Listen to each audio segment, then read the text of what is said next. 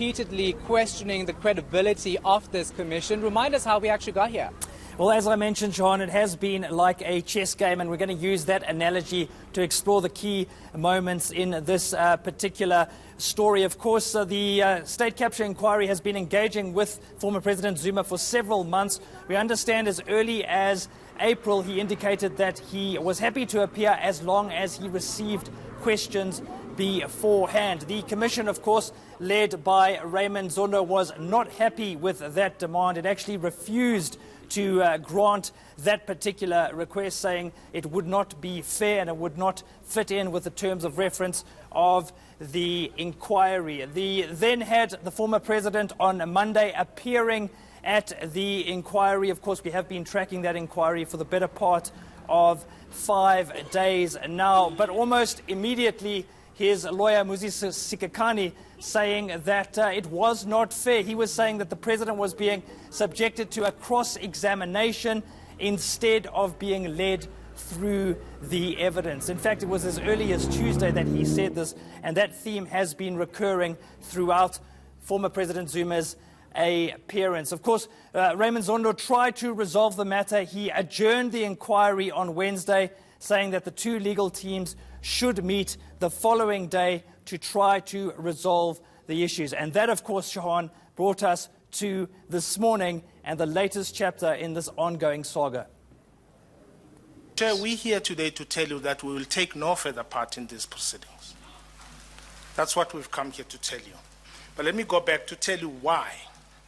You will recall that on Monday, I expressed my reservations that a commission, which is a creature of statute, which has set out ground rules, writes a letter on the 7th of April, I think, of June, to say we are calling your client in terms of no rules.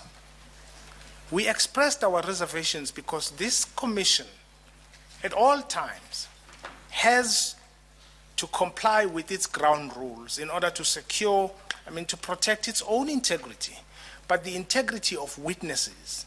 And we had our own reservations about a creature of statute saying, I'm calling you, but in terms of no rules, just come.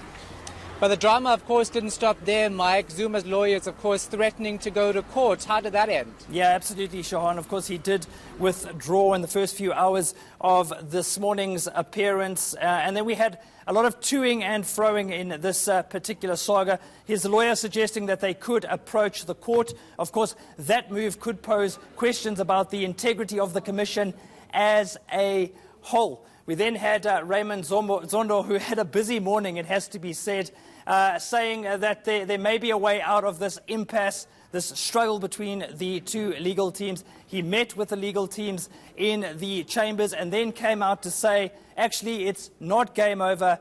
Former President Zuma will continue to testify. Let's very quickly listen in to that soundbite. Former President would then provide, through his legal team,